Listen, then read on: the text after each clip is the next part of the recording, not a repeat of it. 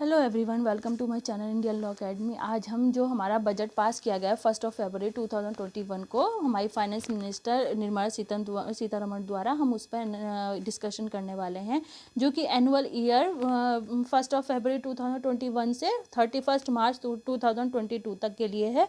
और इसमें हमारे जो मेन फोकस करने वाली चीज़ें हैं उसे हम सबसे पहले देख लेते हैं। वो है स्वास्थ्य और कल्याण, भौतिक व वित्तीय पूंजी और अवसंरचना, आकांक्षी भारत के लिए समावेशी विकास, मानव पूंजी में नवजीवन का संचार, नव प्रवर्तन, अनुसंधान एवं विकास, न्यूनतम सरकार, अधिकतम शासन के ऊपर ध्यान दिया गया है।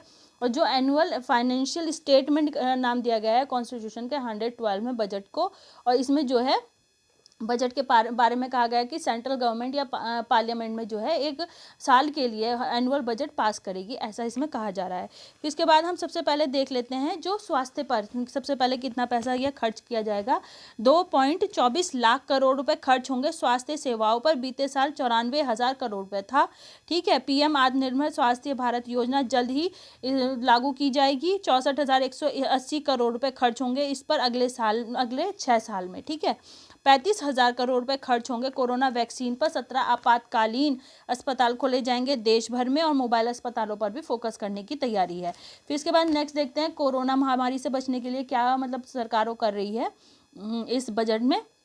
कोरोना से संक्रमित अर्थव्यवस्था के उपचार के लिए वित्त मंत्री निर्मला सीतारमण की इकोनॉमिक या इकोनॉक्सीन में स्वास्थ्य क्षेत्र और ढांचागत विकास को इम्यूनिटी की बूस्टर खुराक दी गई है। स्वास्थ्य अवसंरचना पर खर्च 137% बढ़ाते हुए 2,23,846 करोड़ रुपए का प्रावधान किया गया है। इसमें 64,180 करोड़ रुपए नई योजना और 35,000 करोड़ रुपए टीकाकरण पर खर्च किए जाएंगे।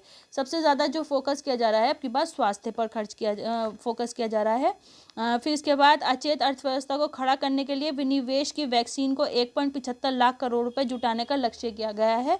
फिर इसके बाद किसान आंदोलन से जूझ रही सरकार ने अन्नदाताओं की आय बढ़ाने के मकसद से फसल कटाई के बाद बुनियादी ढांचा बनाने के लिए 2.5 से 100% तक कृषि बुनियादी ढांचा व विकास उपकर लगाया है। पेट्रोल व डीजल भी इस उपकर के दायरे में होंगे। पेट्रोल पर 2.5 रुपये और डीजल पर 4 रुपये उपकर लगेगा। ठीक है, टैक्स लगेगा, मतलब ये है। और हालांकि वित्त मंत्री का दावा है कि सरकार ने अपने हिस्से का कर कम कर दिया है, इसलिए इसका बोझ उपभोक्ता पर नहीं पड़ेगा, ऐसा कहा जा रहा है। खेती के कर्ज का लक्ष्य भी 10% बढ़ाकर 16.5 लाख करोड़ रुपए कर दिया गया है। फिर इसके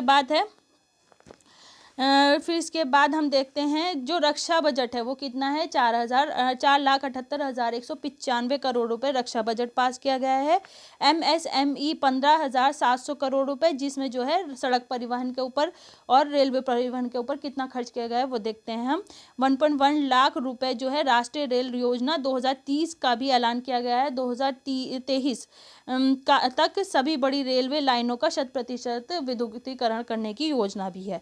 सड़क परिवहन 1,18,101 करोड़ रुपए का अतिरिक्त प्रावधान किया गया है। सार्वजनिक बस परिवहन सेवाओं की वृद्धि के लिए 18,000 करोड़ से एक नई योजना लॉन्च की जाएगी।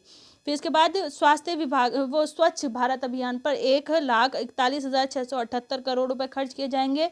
शिक्षा पर खर्च किए जाएंगे 93,224 करोड़ रुपए खर्च होंगे शिक्षा पर। फिर इसमें जो है लद्दाख जो है लेह में नया केंद्रीय विश्वविद्यालय खोलने की आदिवासियों के लिए योजना भी है। 100 सैनिक स्कूल खोलने की NGO व निजी भागीदारी से खुलेंगे, ये कहा जा रहा है। इसके बाद जानिए बजट में आपको क्या मिला, ये सब देखते हैं हम। आयकर दाता ना खोया और ना ही पाया, बुजुर्गों को भी इसमें राहत दी गई है। रिटर्न भरना हुआ आसान, सस्ते घर पर 1.5 लाख रुपए की कर राहत एक और वर्ष के लिए बढ़ाई गई है। 75 साल से अधिक आयु के उन बुजुर्गों को रिटर्न भरने से छूट दी गई है जिनकी आय पेंशन और जमा से ही है। और व्यवसायी स्टार्टअप कर अवकाश 1 साल बढ़ा है। डिजिटल भुगतान पर टैक्स ऑडिट की लिमिट बढ़ाकर 10 करोड़ रुपए कर दिए गए हैं। विशेष परिस्थितियों को छोड़कर 3 वर्ष से पुराने आयकर केस नहीं खुलेंगे। ठीक है। 7 टेक्सटाइल पार्क आयातित वस्तुओं पर कस्टम ड्यूटी बढ़ाई गई है। फिर उसके बाद उपभोक्ता कस्टडी ड्यूटी बढ़ने से चीज़ें होंगी महंगी। घर से काम करने की नीति पर आयकर में कोई राहत नहीं दी गई है। फिर घटाए वेतन और निजी नौकरी सुरक्षित करने के लिए कोई प्रावधान नहीं किया गया है। उज्ज्वला योजना में 1 करोड़ और लोगों को लाभ मिलेगा, ऐसा कहा जा रहा है। फिर इसके बाद हम नेक्स्ट देखते हैं जो चीज़ें महंगी की गई उसमें क्या है। ये चीज़ें महंगी हुई, आयातित कपड़े, mobile phone, charger, adopter, LED light, शराब, ऑटो पार्ट्स, कपास, कच्चा रेशम, झींगे व मछलियों का चारा, चावल का तेल, निकला भूसा, पॉलीकार्बोनेट, जूते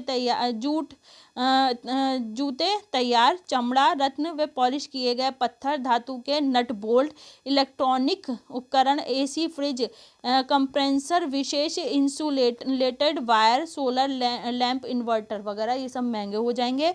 और जो सस्ता हुआ उसमें देख लेते हैं, सोना, चांदी, प्लेटिनम, स्टील के बर्तन, नायलॉन, चिप्स, गैर मिश्रित स्टील के उत्पाद, पॉलिस्टर के कपड़े, ड्राई क्लीनिंग उत्पाद, पेंट उत्पाद, तांबे का सामान, कृषि उपकरण, प्लेटिनम, रक्षा मंत्रालय द्वारा बनवाए जा रहे वायुयानों के पार्ट्स व इंजन, मूल्यवान धातुओं व लोहे और स्टील के स्क्रैप, ये सब क्या है, सस्ते होंगे। फिर चुनावी राज्यों के लिए खजाना खोला है सरकार ने, इसमें 2.27 लाख करोड़ रुपए बंगाल, तमिलनाडु, केरल और आसाम के लिए दिए जा रहे हैं।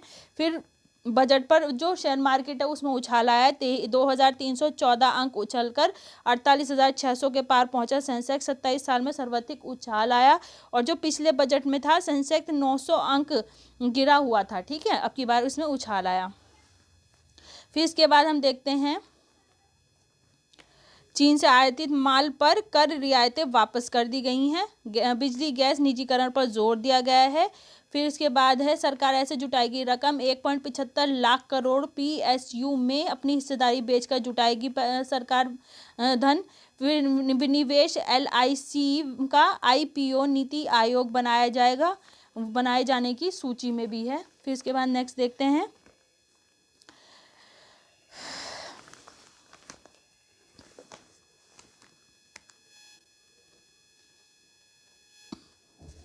विकास की मुख्य धारा को गति देने की बात हो गई, जिसमें सूक्ष्म, लघु व मध्यम उद्योग को तरक्की दी जाएगी, जिसमें 15,700 करोड़ रुपए दिए गए। पहले 2 गुने बजट आवंटित किए जाएंगे। 7,572 करोड़ रुपए आवंटित किए गए थे बीते वित्त वर्ष में।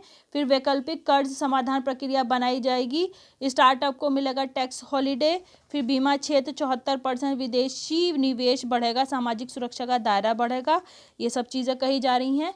तो 15% की रफ्तार से देश में हो रहा है स्टार्टअप में इजाफा। 4,01,061 स्टार्टअप है।